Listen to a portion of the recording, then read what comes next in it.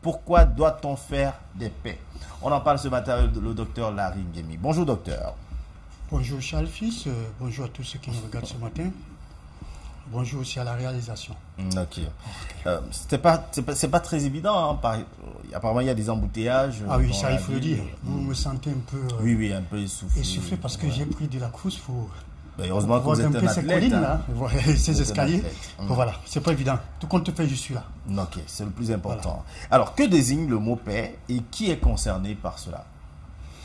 Voilà, permettez-moi déjà de, si je peux appeler, introduire. C'est vrai que hier, quand nous avons parlé de la thématique, je l'ai annoncé pour dire que nous parlerons justement des pètes. Pourquoi doit-on péter? Pourquoi doit-on péter? Voilà.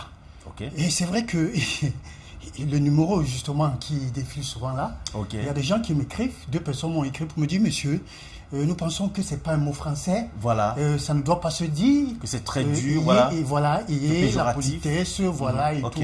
Alors, mais je voudrais, s'il vous plaît... C'est vrai que moi aussi j'ai eu du mal à prononcer le mot. Je voudrais néanmoins le rappeler, c'est important de le dire.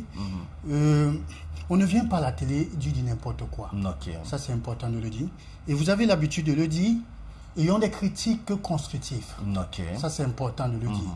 Voilà, je voudrais seulement dire, le mot péter existe. C'est un mot qui existe bien. Ça vient du mot paix. Ça vient du mot pète. Alors, donc, penser qu'on ne devrait pas le dire, je suis vraiment désolé. Scientifiquement, ça se dit. Médicalement, ça se dit. C'est vrai que péter peut dire exploser, éclater, beaucoup de choses, bien évidemment. Mais, en ce qui nous concerne ce matin, il s'agit bien évidemment des pètes. Des pètes. Qui voudrait dire également flatulence. Flatulence, oui. Alors, quand vous direz flatulence, beaucoup de gens ne vont pas comprendre. Ne vont pas comprendre. Ok, c'est pour la compréhension de tout le monde. C'est pour la compréhension de tout le monde. Ce n'est pas un manque de politesse, comme on pourra le penser. Voilà pourquoi l'expression est utilisée. Mais il faut déjà dire que l'expression existe bien. Tout à fait. C'est-à-dire l'expression péter qui vient du mot pète. Voilà. Alors, vous m'avez posé la question justement de savoir qu'est-ce que les pètes, c'est quoi? Voilà. Justement. Donc, que désigne le mot pète et qui est concerné par ça? Alors, le mot pète désigne tout simplement les gaz. Les gaz, ok. Intestinaux. C'est-à-dire, c'est les intestins qui produisent du gaz et justement qui sortent sous forme de bruit. C'est ça qu'on appelle péter, en quelque sorte. Alors, on peut se dire on pourra encore dire faire du vent. Vous direz faire du vent, beaucoup de gens ne vont pas le comprendre. Faire du vent. Oui, apparemment, ça c'est un peu plus soft, faire du vent. Voilà, faire du vent, voilà, faire du gaz, c'est ça, voilà l'expression. Et il faut dire que tout le monde est concerné. Tout le monde est concerné, ça il faut le dire, voilà. Alors, comment ça se produit, comment ça se forme? Voilà, justement le processus, pour comprendre comment ça se crée. Oui, ça se crée, oui. Comment justement les pètes se créent, ça se forme. C'est aussi simple que ça. C'est l'indigestion. L'injection de nos aliments, le fait de manger. Alors, quand vous mangez, vous mastiquez, justement, avec la salive, puisque la salive, la digestion commence dans la bouche.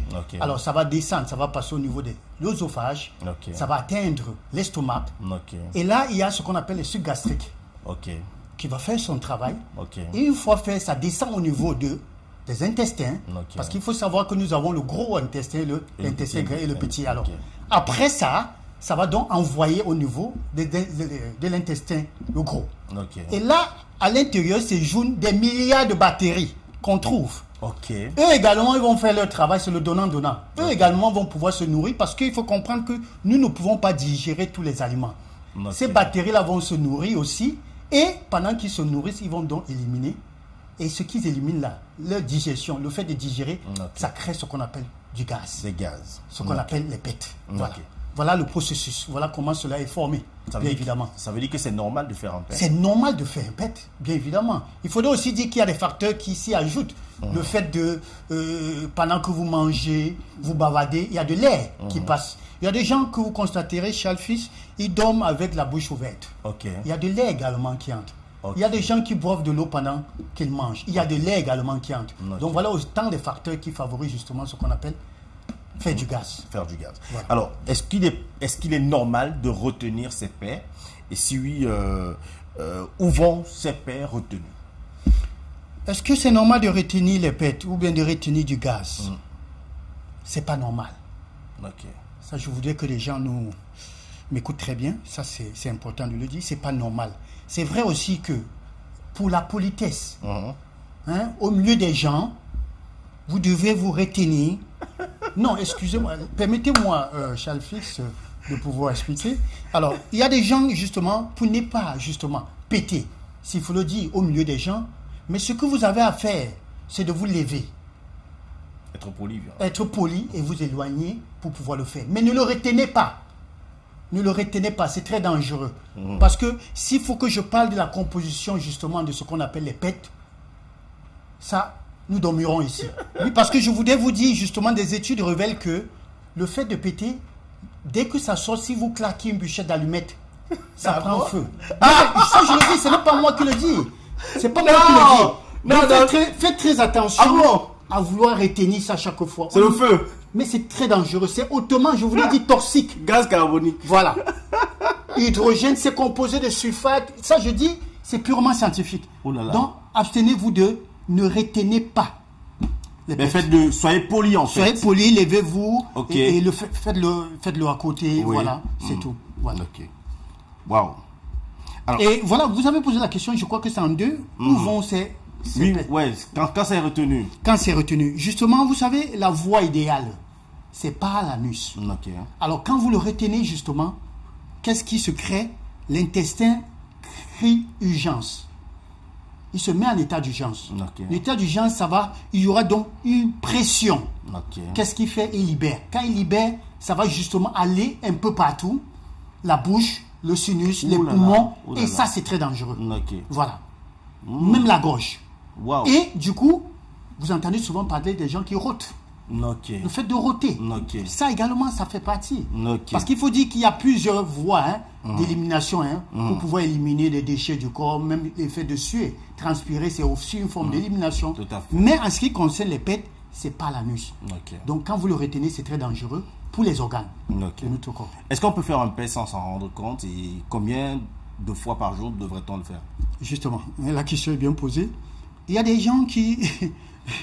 Je crois que c'est ici hier que j'attendais ici hier que telle personne fait trop de pets et ainsi de suite. Je voudrais dire, voilà, je voudrais dire qu'il y a des gens justement qui le font sans s'en rendre compte. Quand ça sort sous forme d'air, sous forme de gaz. Il faut dire que ça dépend justement des aliments dont on consomme. Vous comprenez? Quand vous le ressentez, ce bruit-là, ça dépend justement de ça, de la nature de ces aliments-là, de l'incompatibilité. Vous allez voir quelqu'un qui mange, je crois que nous avons l'habitude de le dire, un plat de crudité qui met la mayonnaise, les œufs, le haricot, les spaghettis. Je ne voudrais pas parler du fameux beignet haricot. Autant de choses. Vous attendez à quoi? Donc, en ce moment-là, et des œufs. Vous comprenez? En ce moment-là, quand ça sort justement, ça émet ce qu'on appelle un bruit. Voilà. Mais néanmoins, il faudra comprendre qu'on peut justement péter sans s'en rendre compte. Même dans le sommeil, pendant que vous dormez. Et maintenant, il va falloir justement la personne qui est à côté de vous. Parce que je voudrais dire une chose, c'est que quand vous pétez justement, l'odeur, vous, personnellement, vous pouvez ne pas sentir. Parce que c'est votre pète. Mais quand il s'agit de quelqu'un d'autre, sachez que vous le ressentez et là, vous allez crier. Donc, voilà ce qu'il faut comprendre. Transition, s'il vous plaît. On peut prendre la transition, s'il vous plaît.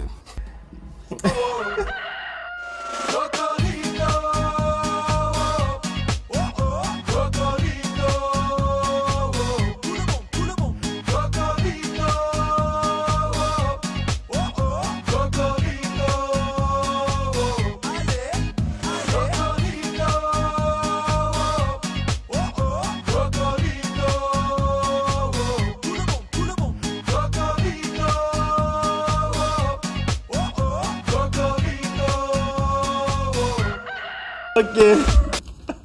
Alors, sans vous mentir, j'avais un professeur de philosophie qui me disait, Charles Fils, dis-moi, quand tu vois un singe, tu penses à quoi? Je lui disais tout le temps, quand je vois un singe, je suis amusé. Il me dit, mais écoute, tu es amusé, pourquoi? Parce que quand tu vois le singe, ça reflète en fait la personnalité de l'homme.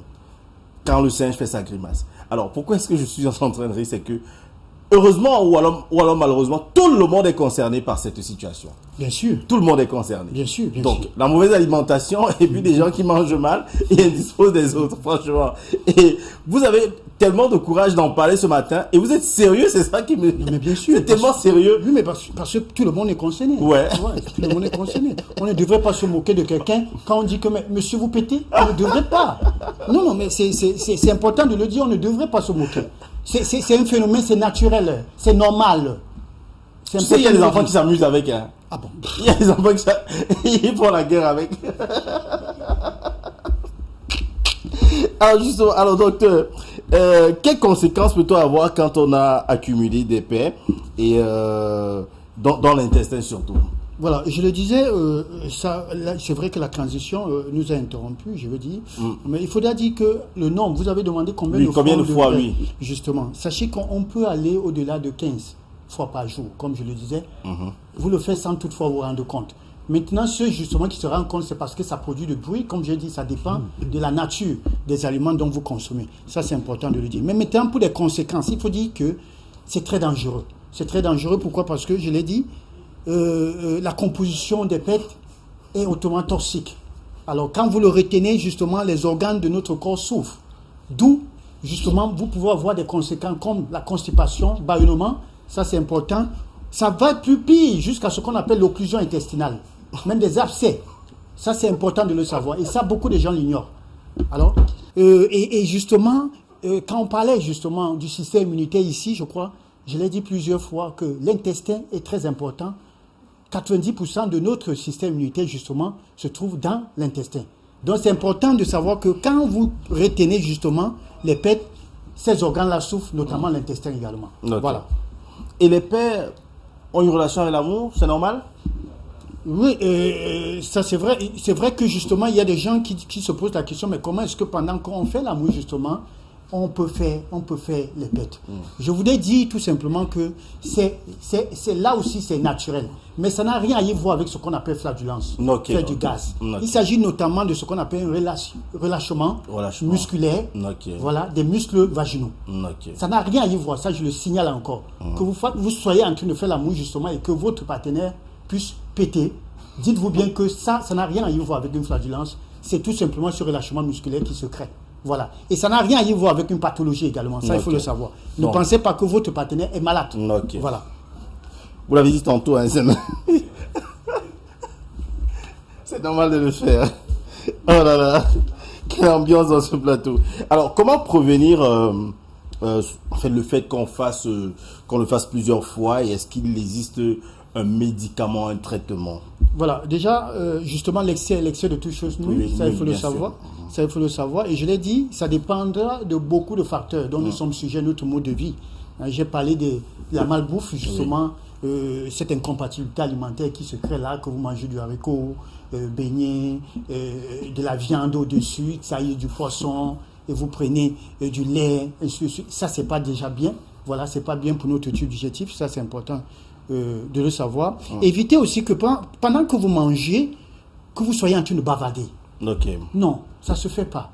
On savoure le repas. On savoure le repas. Nous le disons plusieurs fois sur ce plateau, c'est important. On mastique, on prend le soin de bien mastiquer parce que la digestion commence dans la bouche. Ça, c'est important de le dire. Et éviter de boire de l'eau pendant qu'on mange. Il y a des gens, avant d'avoir fini un plat, ils ont bu 1 litre d'eau. Ouais. C'est pas conseillé. Pas normal ça. C'est pas normal ça. On peut encore prendre une gorgée parce que voilà, c'est tellement c'est calé comme on dit souvent à la gorge et tout. Mais c'est pas conseillé. On prend de l'eau avant le repas et après. Soit 31 heures avant ou pas encore après. Entre le repas. Pas entre le repas. C'est pas conseillé. Voilà autant de choses. Éviter également, il y a des choses comme les chewing-gums. Le chewing-gum. Oui, le chewing-gum, le fait de mâcher le chewing-gum, ça également, ça fait justement... Ça fatigue d'avoir des mandibules. Voilà, ça fait entrer, il y a des gens qui en mangent parce que de peur de grignoter, ils préfèrent prendre un chewing-gum et tout. Voilà autant de choses justement qui favorisent cela. Voilà. Ok, merci docteur. Et les traitements justement, ce que je voulais dire, justement il y a des médicaments qui existent, mais faites attention d'en prendre trop. Si vous en prenez trop, vous allez priver ces batteries, que je dis qui jouent un rôle très important aussi dans la digestion, de pouvoir se nourrir. D'où, si vous les privez d'aliments, eux ils vont pouvoir chercher ailleurs, et ça c'est très dangereux pour notre santé. Donc ces médicaments, prenez-le dans la limite, soit parce que le médecin vous a prescrit, parce que vous avez un ballonnement, soit pour plusieurs causes, mais éviter de faire l'automédication. Ça, c'est important de le dire. Merci beaucoup, docteur. Merci. C'est vrai que, sincèrement, quand on a annoncé cette thématique, moi, cette affaire, depuis que je suis tout petit, ça m'a toujours amusé. Je dis depuis que je suis tout petit. Quand je vois une personne faire ça... Je voudrais vous dire, Charles Fils, que celui même qui faisait la critique hier, quand j'ai utilisé l'expression, il y a d'autres qui ont dit, mais tiens, ça c'est la première fois qu'on en parle. Oui, bien sûr. Et je voudrais dire qu'ils me disent, merci docteur, je dis, ne me remerciez pas. Dites merci justement à LTM. Parce que quand vous dites merci docteur, après l'arrêt va passer. Quelqu'un d'autre va passer, ainsi de suite. C'est vrai. Au-delà de tout ça, c'est Dieu qui ne passe pas. Mais dites merci à la télévision parce qu'aujourd'hui, qui donne la possibilité. Qui donne la possibilité. Aujourd'hui, il y a des gens qui ont écouté la première fois. L'important justement des pètes. Et pourquoi péter? Voilà. Ça, c'est important de le dire. Et vraiment, toutes mes excuses pour le fou rire. Franchement, chaque fois, ça m'a toujours amusé. Et j'ai jamais résisté, en fait. Parce que je me rappelle, quand vous parlez de ça, je me vois tout petit avec mes frères là. On s'amusait tellement à faire ça. Aller même manger des choses bizarres pour le faire. Allez, 6,99, 69. Ah non, je voulais dire 6,99, 64, 57, 59. 6,75, 92, 47, 91. Allez, on va passer.